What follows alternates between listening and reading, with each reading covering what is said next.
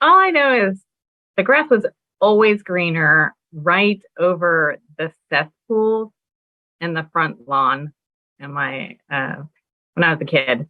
It was like lush. The rest of the grass was very nice, but that was the spot you really wanted to lay in, which, it's kind of weird because you know what was underneath that spot. I mean, I know my shit was there and my sisters and my dad's and my mom's. And sometimes I think about that when I think the grass is greener in somebody else's situation. I have been taking care of my mother for about a year and a half, just supporting her. I live in Virginia. She lives in New York. And about every 6 to 8 weeks, I go and visit her. And, but at the beginning, I did not want to do this. And, you know, I have to say, my family emotionally wore me out. And the idea that I would be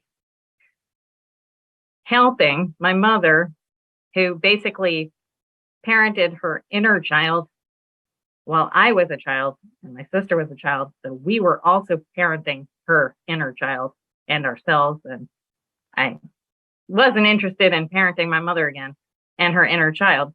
In fact, my inner child had a lot to say about that. And it was saying, no, but I also knew that I was going to do it.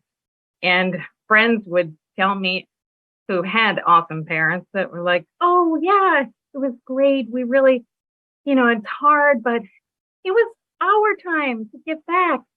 And I could feel my stomach tightening. I'm like, oh. And also friends who had terrible relationships with their parents, but somehow were able to forgive what seemed might be impossible to forgive. And they were thankful too. I couldn't see it. All I could see was maybe this field that was like full of horse manure and cow patties. And I was not sure how it was going to be green, beautiful green at some point. But I watched my mother putting a frozen dinner into the microwave. And this is something that would never have happened in my childhood. My mother loved to cook. It was a pleasure for her. And she was a great cook. I never had a bad meal in my mother's house. Yeah.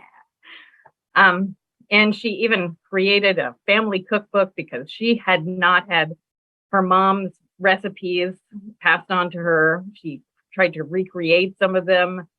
And so I've been cooking for her from that cookbook and trying to, I don't know, help her find her way back to her life or some freedom that she doesn't have right now. And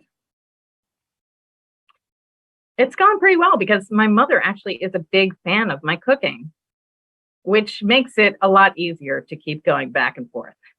As my kids are not as big fans of my cooking, they have a lot to say about it. It has killed my spirit for cooking. And I never actually got to cook with my mother.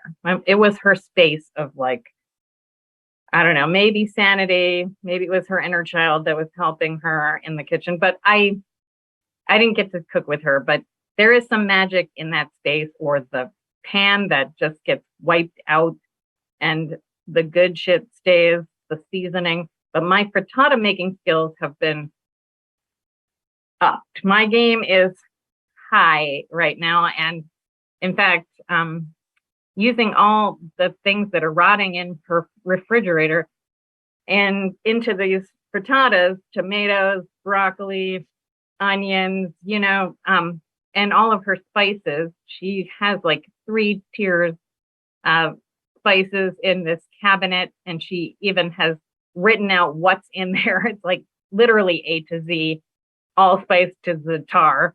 I just throw a lot of this stuff in there. And the last time I was there, she told me that my frittatas were company worthy, which is high praise. And I felt like I didn't just get a gold star from her, but a Michelin star. It felt like she was my parent and I was her child, even though I'm an adult. And that felt good. So I felt like good shit, bad shit, bullshit. This shit is looking a lot greener.